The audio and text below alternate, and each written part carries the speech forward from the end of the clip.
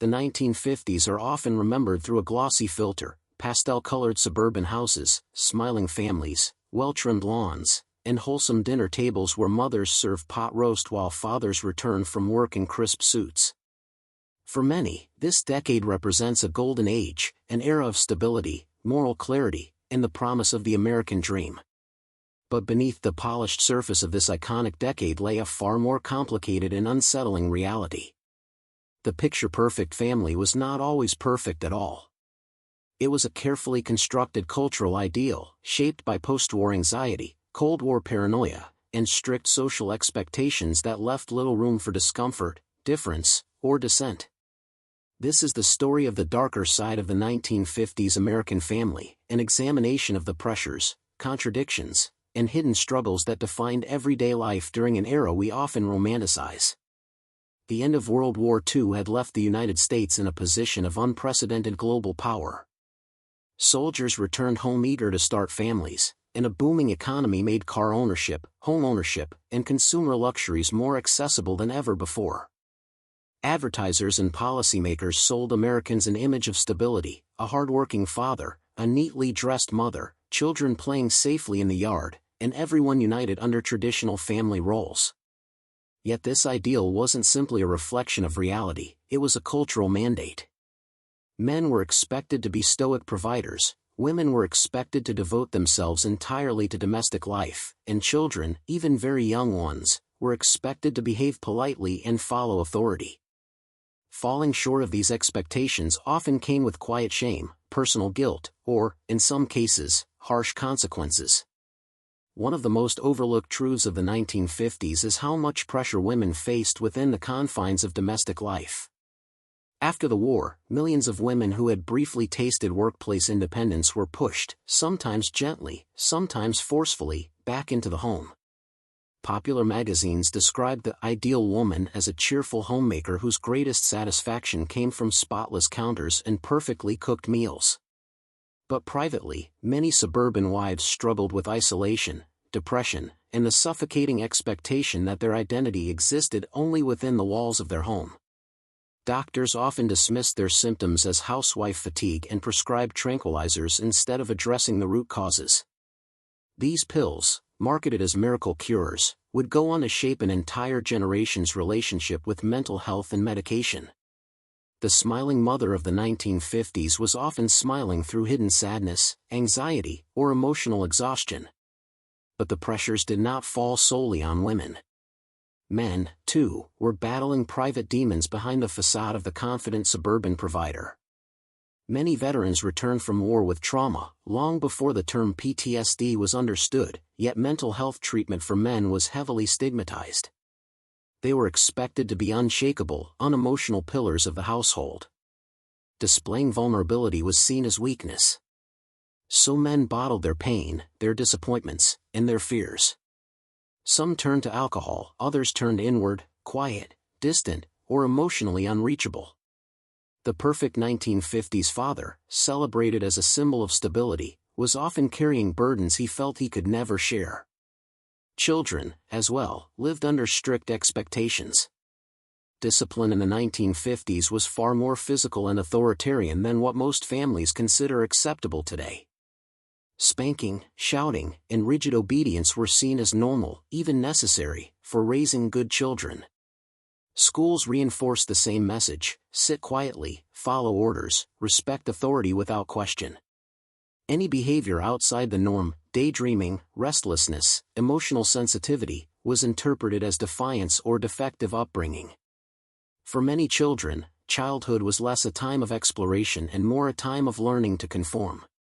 Race, class, and gender inequality were also deeply woven into the decade's domestic fabric. The image of the happy suburban family excluded millions of Americans: African Americans who faced segregation and discrimination, immigrants who struggled to fit into a society obsessed with conformity, Native families forced to abandon traditions, and LGBTQ individuals who had no safe space to express their identities in a society that criminalized and pathologized them. The ideal family was a narrow vision that ignored the reality of diverse American lives. And the pressure to conform to that ideal left countless individuals feeling invisible, ostracized, or unsafe. Even in the suburbs themselves, those peaceful neighborhoods that came to define 1950s America, the darker truths were often hidden behind closed doors. Domestic violence was rarely discussed publicly, and in many states marital rape wasn't legally recognized. Neighborhood gossip discouraged women from seeking help, and police were reluctant to intervene in private family matters. The culture encouraged silence, keep the family together, maintain appearances, don't air dirty laundry. The perfect suburban home could be a place of comfort, but it could also be a cage. Consumerism, too, played a powerful role in shaping families' emotional lives. Advertisements portrayed happiness as something that could be purchased. A new washing machine would improve a marriage, a new car would strengthen a father's sense of worth, and new toys would guarantee a child's happiness. But these promises often led to financial strain, debt, and the quiet stress of maintaining an image that wasn't always affordable. When the family's identity became tied to material success, failure to keep up with neighbors could feel like a personal failure, sometimes with devastating emotional consequences. And then, floating in the background of daily life, was the ever-present fear of the Cold War. Nuclear drills in schools, civil defense pamphlets, and news coverage of international tensions reinforced a sense of anxiety. Families were encouraged to build fallout shelters and to remain constantly vigilant. This atmosphere of fear only strengthened the pressure to maintain domestic unity. In a world that seemed unpredictable and threatening, the family was supposed to be the last stable refuge.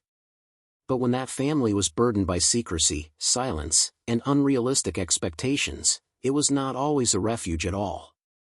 The 1950s American family was not simply a product of its time, it was a product of powerful cultural forces shaping how people believed they should live, love, behave, and appear. And behind the smooth surface of this so-called golden age, many struggled quietly with roles that didn't fit, emotions they couldn't express, and truths they couldn't reveal. The darker side of the 1950s American family is not a rejection of the past, but an honest look at it, an acknowledgement that even the most nostalgic eras hold complex, difficult, and deeply human stories just beyond the frame. As the 1950s progressed, the divide between public image and private reality inside the American household grew wider. The pressures that shaped the decade were not short-lived trends, they were structural, woven into the fabric of everyday life. And the more the culture insisted that happiness, order, and conformity were natural outcomes of the suburban dream, the more many families felt compelled to hide the fractures developing beneath the surface. For millions, silence became a survival strategy, and the home, a place celebrated as the safest, most sacred space, became a vault for secrets that shaped entire lives. One of the most powerful forces behind this pressure was the mass media. Television, still a relatively new invention, entered living rooms across America and transformed the way families thought about themselves. Sitcoms like Father Knows Best, Leave It to Beaver, and The Adventures of Ozzie and Harriet offered more than light entertainment, they presented a standard, a template, of how a family should behave.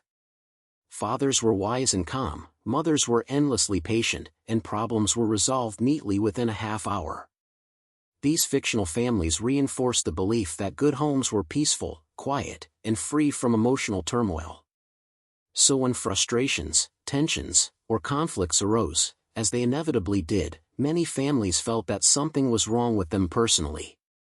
After all, the families on TV seemed to get everything right. Why couldn't they? This comparison culture created a silent crisis, especially among women, who internalized the belief that they were responsible for maintaining domestic harmony. Popular magazines told them that their husband's happiness, their children's behavior, and even the emotional tone of the entire household depended on their skill as homemakers. But behind the scenes, many felt trapped in a life that offered little recognition and even less autonomy. The suburban housewife, celebrated as the heart of the home, often had no support system, no economic independence, and no voice beyond the household.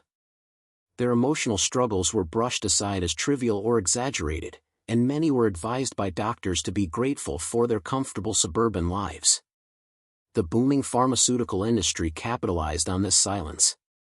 Tranquilizers, marketed as mother's little helpers, were widely prescribed to women who expressed symptoms of anxiety, depression, or chronic fatigue.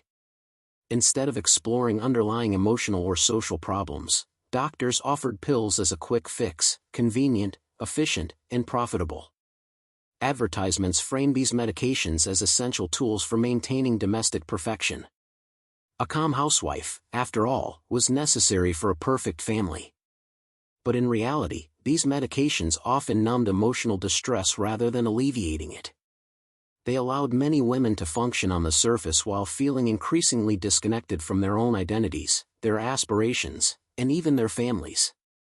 Men faced their own battles with identity.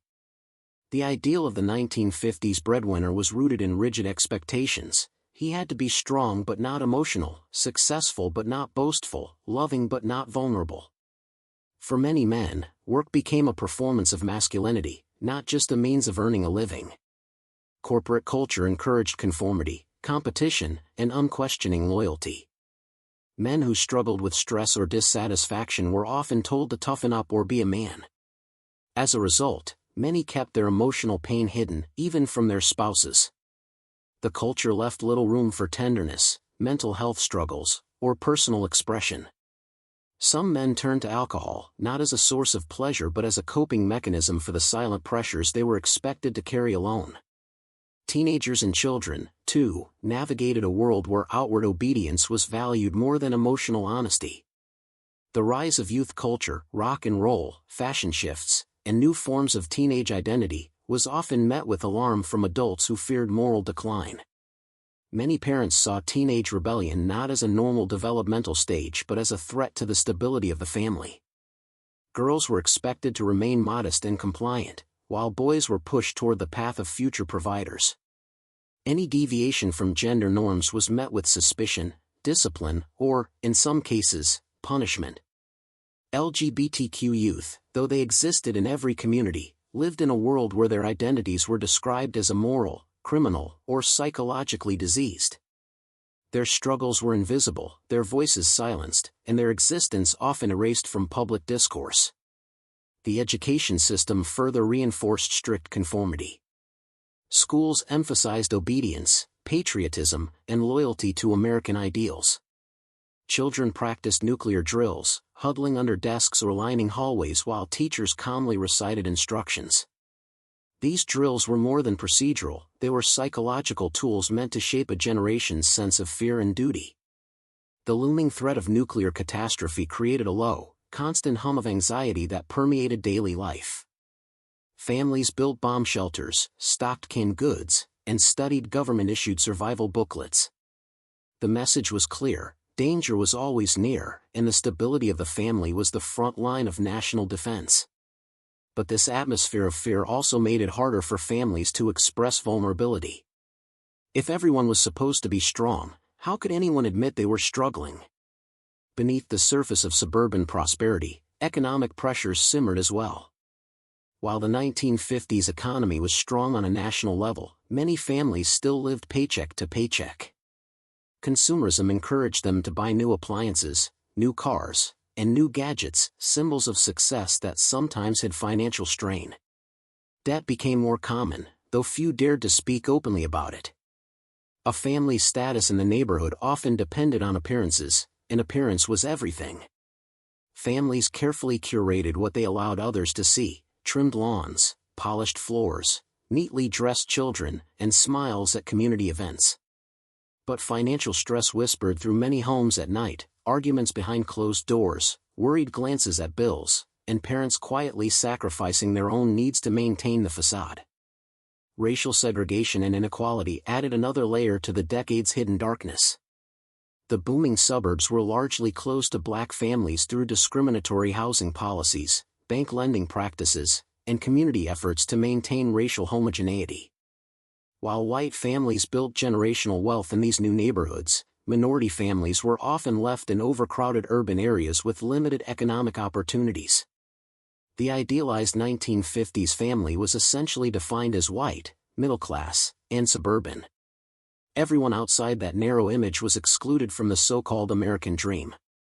Many communities went to great lengths to maintain these boundaries, reinforcing social divides that lasted for generations. Domestic violence, though widespread, remained largely invisible. Police departments rarely intervened, and society dismissed it as a private issue. Women who sought help were often told to return home, be patient, and try harder to please their husbands. The lack of legal protection and social support left many trapped in dangerous households. Children who witnessed or experienced abuse had no safe place to turn. Emotional wounds festered in silence, shaping future relationships and personal identities. Despite these widespread struggles, the era maintained a powerful myth of perfection. Families photographed for holiday cards smiled brightly, church attendance remained high, and neighborhoods hosted barbecues and social gatherings that projected unity. But these moments of harmony often masked deeper emotional distances. Couples drifted apart while maintaining polite appearances. Children learned to mask their feelings to avoid punishment or criticism. Entire households learned the art of pretending, smiling when they were unhappy, speaking softly when they wanted to shout, and projecting stability even as they felt themselves unraveling from within. Looking back, the 1950s remain a complex chapter in American history. It was a decade of optimism, growth, and transformation, but also a decade defined by silence, pressure, and hidden emotional pain. To understand the true story of the American family during this era, we must look beyond the polished surfaces and listen to the voices that were never allowed to speak. Only then can we understand how the myths of the 1950s shaped future generations and why its darker truths still echo through American culture today. As the 1950s moved into their midpoint, the tension between the public image of the American family and its concealed realities deepened. Families were navigating a decade defined by rapid transformation, technological advances, economic growth, shifting gender roles, and the invisible psychological weight of a world recovering from trauma. Yet the more America changed, the more loudly it insisted that the family remain the same. This pressure to maintain a rigid ideal created friction, not only within households but within the very soul of American society. One of the most misunderstood forces shaping the decade was the lingering trauma of World War II. By the mid-1950s, millions of veterans were attempting to build new lives, but the emotional scars of the battlefield remained close beneath the surface. PTSD was not yet recognized as a medical condition. Instead, soldiers suffering from flashbacks, nightmares, or severe anxiety were often dismissed as unstable or weak. Many fathers carried silent battles within themselves, memories they couldn't voice, fears they couldn't shake, guilt they didn't know how to express. These internal conflicts often collided with the pressure to be the strong provider and emotionally impenetrable patriarch. Within the quiet of suburban homes, many families unknowingly lived alongside a father fighting a war that never truly ended. The emotional disconnect between parents and children was another growing fracture. While the idealized family image celebrated closeness, in reality many fathers were distant, absorbed in work or struggling with unspoken emotional turmoil. Mothers, overwhelmed by the never-ending demands of the home, often lacked the time or energy to offer the emotional support their children needed. Children who sought comfort or guidance sometimes encountered indifference or impatience, not because their parents didn't care, but because the weight of daily life had drained their emotional reserves. In an era that prized discipline and stoic behavior, children quickly learned that emotions were best kept hidden. Schools reinforced this message. The American education system of the 1950s prioritized obedience, patriotism, and conformity. Emotional expression, creativity, and individuality were often dismissed as distractions from proper behavior.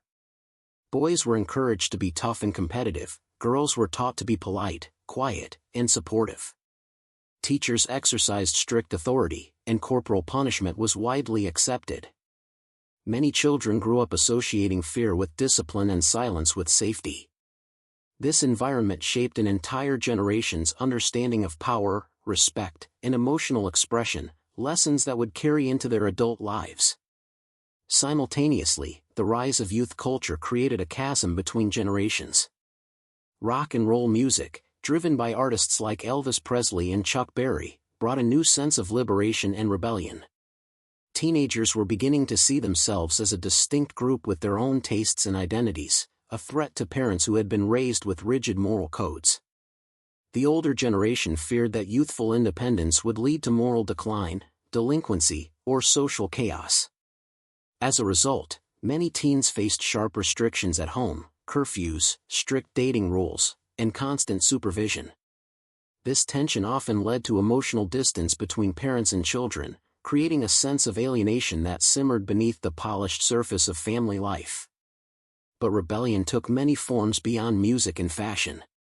Some teenagers resisted the pressure to conform by withdrawing emotionally, isolating themselves, or seeking escape through risky behavior. Others internalized the belief that they were failing to meet their family's expectations, leading to anxiety or self-doubt. LGBTQ youth bore an even heavier burden. In a decade when homosexuality was classified as a mental illness and criminalized in many states, young people who experienced same-sex attraction had no safe place to express their feelings. Some were subjected to harsh therapies, religious interventions, or social rejection. Many hid their identities in fear, carrying the weight of secrecy throughout their lives. Women, too, were beginning to confront the limits of the domestic ideal. The role of the perfect housewife, once celebrated as a privilege, increasingly felt like a confinement. As consumer culture grew, advertisements portrayed women as the gatekeepers of household happiness, suggesting that buying the right detergent or cooking the right meal would improve their marriages and make their children more obedient. But for many, these messages only deepened the sense of inadequacy. The more women were told to be grateful and fulfilled, the more they questioned why they felt lonely, unappreciated, or emotionally unfulfilled. Some women found subtle ways to push back. They joined book clubs, social circles, or volunteer groups as a means of finding community and intellectual stimulation. Others sought part-time work or night classes, trying to reclaim a sense of independence. But these steps were often discouraged by husbands, neighbors, or extended family members who believed a good wife should remain focused solely on her household. The tension between personal desire and social expectations created deep emotional strain, one that many women navigated in silence.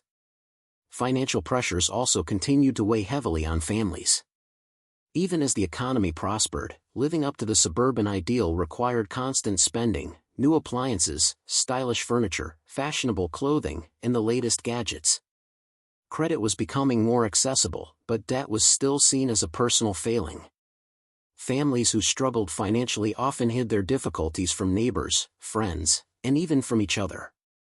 Parents shielded their children from money concerns, yet the strain seeped into daily life through arguments, late-night budgeting sessions, and quiet sacrifices. Many fathers worked long hours or took second jobs, leaving little time for family interaction. Mothers juggled household responsibilities with increasing worry about keeping up appearances. Meanwhile, the civil rights movement was gaining momentum, exposing the deep inequalities that underpinned American society. African American families faced segregation, discrimination, and violence that white families in the suburbs rarely acknowledged. The idealized 1950s family model was built on exclusion, reinforced by discriminatory housing policies, school segregation, and social norms that kept communities divided. Many white families were unaware of, or chose to ignore, the struggles of minority communities. The culture of silence extended beyond household boundaries, shaping a society where injustice was allowed to continue under the guise of tradition and stability. At the same time, the Cold War cast a long psychological shadow over the decade. Constant reminders of nuclear threat, news broadcasts, civil defense drills, and government warnings created an atmosphere of underlying dread. Families were told to remain vigilant, patriotic, and emotionally strong. Vulnerability, doubt, or criticism of authority were discouraged. The pressure to appear united and resilient made it difficult for families to address internal conflicts. Many believed that personal issues were insignificant compared to global threats, leading them to suppress their feelings even more deeply. This emotional suppression had real consequences. Couples struggled to communicate openly, parents found it difficult to express affection, and children grew up in environments where emotional distance felt normal. Many families function like well-rehearsed performances. Everyone knew their role, their lines, and their cues. But genuine connection was often missing. The emphasis on maintaining an image overshadowed the need for empathy, honesty, and support. Despite the challenges, the decade was not devoid of hope. Beneath the surface, seeds of change were taking root. Women dissatisfied with domestic limitations would later join the feminist movements of the 1960s and 70s. Children who felt constrained by strict discipline would grow into adults who advocated for emotional openness and mental health awareness. LGBTQ youth who lived in fear would eventually find communities that embraced them. And the civil rights movement would challenge the very foundations of societal inequality. But in the 1950s, these transformations were still distant possibilities. At the time, most families were simply trying to survive within a system that demanded perfection while offering little emotional support. Their stories reveal a decade shaped not just by optimism and prosperity, but by silence, struggle, and the quiet resilience of individuals who carried burdens they could not name. The darker side of the 1950s American family lies not in its failures, but in the truth it attempted to hide. And it is within that hidden truth that we begin to understand the real complexity of the era, and the lasting impact it left on generations to come. By the late 1950s, the pressure cooker inside the American family had reached a quiet but unmistakable intensity. The decade was still draped in nostalgia. Families gathered around television sets, children played freely in safe neighborhoods, and new technologies promised a brighter future. But beneath the gentle glow of mid-century optimism, deeper cracks were forming.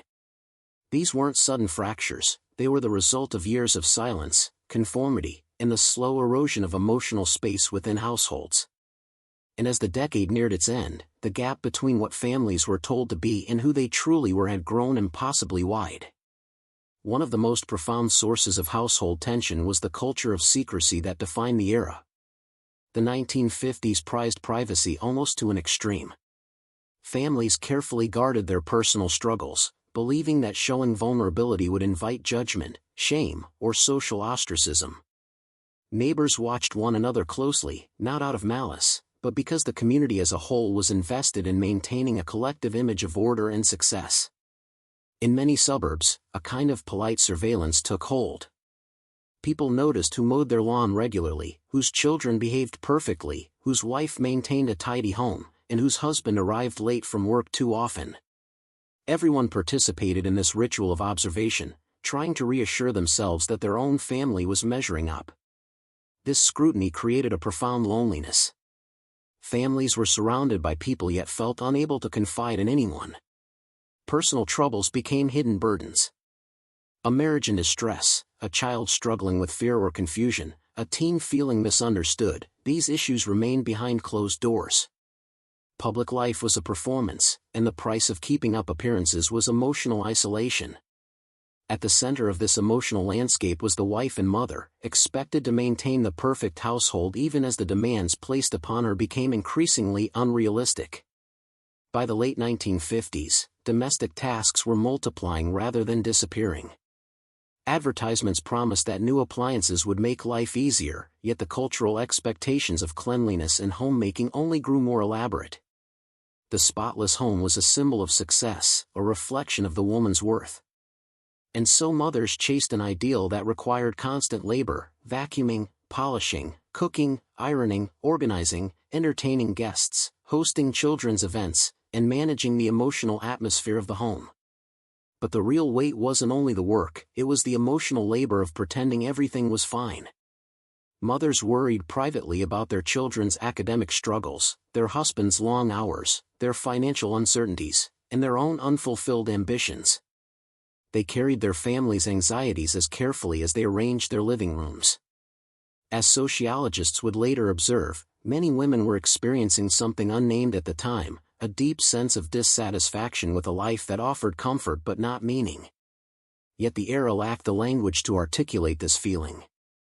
Women who expressed unhappiness were told they were ungrateful, overreacting, or simply in need of rest. And so, many retreated inward, their emotions suppressed beneath layers of domestic perfection. Men, too, were becoming increasingly strained under the weight of societal expectations.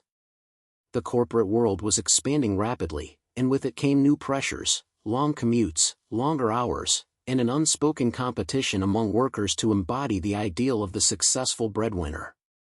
Men were expected to climb the corporate ladder, earn enough to support their families comfortably, and remain emotionally composed through it all.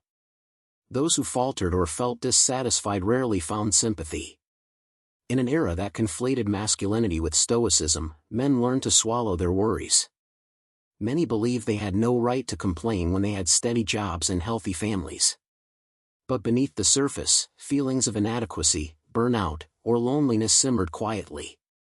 Some men turned to alcohol, often socially at first, cocktail hours, after-work drinks, neighborhood gatherings, but slowly as a means of coping with internal turmoil. Alcohol became a companion in silence. Others withdrew emotionally, creating a distance that their families felt but rarely questioned. Children grew accustomed to fathers who appeared present but unreachable, physically near yet emotionally absent.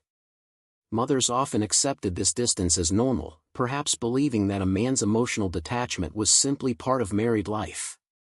Teenagers, caught between childhood obedience and the burgeoning sense of independence that defined the youth culture of the time, increasingly rebelled against strict parental expectations.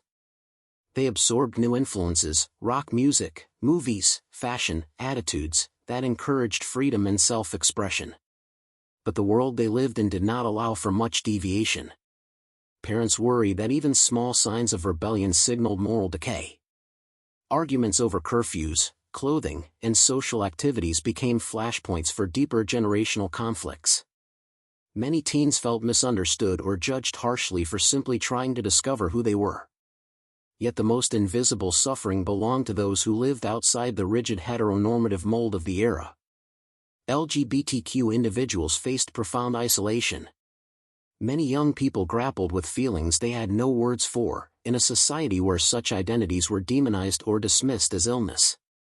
Families, unaware or unwilling to understand, often interpreted signs of difference as misbehavior or emotional immaturity. The result was a shadow of fear and confusion that settled over countless lives, forcing young people to hide their identity even from themselves. But not all the pressure came from inside the family. The Cold War continued to influence daily life in subtle and powerful ways. The constant threat of nuclear conflict created an underlying anxiety that families could not easily escape. News broadcasts discussed international tensions, civil defense drills became routine, and public service announcements reminded Americans of their duty to remain vigilant. Children practiced crawling under desks, parents were encouraged to prepare emergency supplies. The fear of global catastrophe loomed in the background, shaping the emotional climate inside homes. In such a tense environment, personal struggles were often dismissed as insignificant compared to the world's dangers. Meanwhile, the civil rights movement was gaining momentum, exposing contradictions between America's idealized family values and the harsh realities faced by minority communities. African American families challenged segregation, discrimination, and violence, demanding equality and human dignity. But in many white households, the emerging social justice movements ignited tension. Some felt threatened by calls for change, while others quietly supported the cause but feared social backlash. Children overheard fragments of tense conversations, teenagers asked questions parents weren't ready to answer. The era's polite silence extended even to its moral dilemmas. As the decade drew to a close, the American family stood at a crossroads. The pressures of the 1950s had built a social structure that looked strong but was fragile at its core. Behind the iconic photographs, home movies, and idealized media portrayals were families yearning for authenticity, understanding, and emotional connection. The silent struggles of the decade, suppressed emotions, unspoken traumas, hidden identities, strained marriages, were beginning to shape a collective desire for change. In just a few years, the 1960s would erupt with movements demanding civil rights, women's liberation, youth autonomy, and emotional openness. The quiet walls of the 1950s home, once designed to contain secrets, would soon be challenged by a new era that sought to break them down. But before that transformation could begin, families had to confront the truth of their own experiences. Part 4 reveals the final unraveling of the 1950s facade, a decade celebrated for its stability yet shadowed by deep emotional fractures. Its legacy is not simply one of nostalgia, but one of lessons: how silence harms, how expectations confine, and how even the most admired eras can conceal complex human truths. As the 1950s drew to a close, the American family stood on the edge of a cultural fault line. The decade had promised stability, order, and prosperity, and in many ways delivered those things, but at a steep emotional cost. The era's emphasis on perfection came to define not only how families lived, but how they believed they should live. And in this final stretch of the decade, the emotional strain that had accumulated over years of silence began to show in unmistakable ways. The cracks, once hidden behind white picket fences and picture-perfect living rooms, now hinted at the revolutionary transformations that would erupt in the decade to come. One of the clearest signals of change was the growing restlessness within everyday households. Families were beginning to sense that the strict roles and expectations of the decade did not fit the complexities of real human experience. Mothers felt the walls of domestic life closing in on them, fathers felt the weight of emotional suppression and workplace demands, teenagers felt confined by rigid codes of behavior, and children absorbed the unspoken tension that filled the spaces between their parents' rehearsed smiles. The perfect American family image, once a source of pride, was becoming a quiet source of pressure. This pressure revealed itself in subtle but significant ways. Marriages, once held together by social expectation rather than emotional connection, began to strain under the hidden weight of dissatisfaction. Couples who rarely spoke openly about their feelings found themselves drifting apart, each carrying private longings and hurts they had never learned to express. Divorce, though still stigmatized and legally difficult, slowly began to rise. But for many, ending a marriage was still far less possible than enduring its silent tension. The culture left little room for personal reinvention or escape. The duty to maintain an outwardly stable home overshadowed the desire for emotional truth. Inside those homes, children sensed the disconnection long before the adults admitted it. Kids learned through observation, the careful politeness at the dinner table, the subtle distance between parents, the hushed arguments behind closed doors. They absorbed these dynamics without fully understanding them, often internalizing them as reflections of their own worth. Many grew up feeling responsible for their family's harmony, believing that good behavior could keep the peace. Others rebelled, searching for autonomy in a world that insisted they stay small and obedient. In both cases, the emotional weight shaped their future identities in ways that would echo throughout their adult lives. Meanwhile, women's dissatisfaction with their domestic roles continued to grow. By the late 1950s, many housewives felt trapped between societal expectations and personal ambitions. Popular magazines filled with glossy images of smiling women only deepened their sense of failure when reality didn't match the picture. Studies conducted quietly by psychologists and sociologists revealed a widespread pattern of housewife depression, a condition marked by exhaustion, sadness, and feelings of emptiness. But these findings were often dismissed publicly, treated as anomalies rather than indicators of a much larger social problem. Men, too, were reaching a breaking point. As the pressures of corporate culture intensified, many fathers found themselves living lives they hadn't consciously chosen. They had been told from childhood that success meant a stable job, a suburban house, and a compliant family. But achieving those milestones sometimes left them feeling more trapped than fulfilled. The strict emotional codes of male behavior, stoicism, silence, dominance, made it nearly impossible to express vulnerability or doubt. As a result, many bottled up their stress, anxiety, and disillusionment. Some tried to cope through workaholism, immersing themselves in long hours that further distanced them from their families. Others turned to alcohol or developed quiet, self-destructive habits. Without realizing it, fathers became symbols of emotional unavailability, reinforcing a cycle in which their sons learned the same emotional silence, and their daughters learned to expect distance from men. These patterns, passed quietly from one generation to the next, would shape American family life long after the 1950s ended. And yet, the decade's emotional struggles did not exist in isolation. The world outside the home was changing rapidly. The civil rights movement was challenging systems of racial oppression. African American families, long excluded from the suburban ideal, were fighting for equal access to housing, education, and economic opportunity. Their courage exposed deep fractures in the myth of American harmony. Television broadcasts brought images of protests, violence, and injustice into living rooms across the nation, forcing families to confront truths they had long ignored. These events also sparked conversations, uncomfortable ones, inside white suburban homes. Parents debated, sometimes heatedly, about social change. Children asked questions their parents didn't have answers to. The neatly packaged notion of American unity began to unravel, revealing the deep inequalities that had always existed beneath the surface. Race relations became yet another source of tension, confusion, and fear within households that had once prided themselves on stability. At the same time, the Cold War continued to shape the emotional landscape of the decade. The looming threat of nuclear conflict created a persistent sense of anxiety, even when life appeared peaceful. Families stockpiled supplies, built backyard shelters, and watched news reports about global tensions with increasing unease. Children learned to duck under desks in school, rehearsing for disasters that everyone hoped would never come. This constant undercurrent of fear made emotional openness even more difficult. When existential threats lurked in the background, personal struggles seemed trivial, or at least that's what many families were told to believe.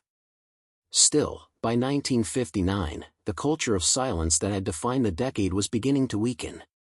Younger generations were growing increasingly skeptical of rigid social norms.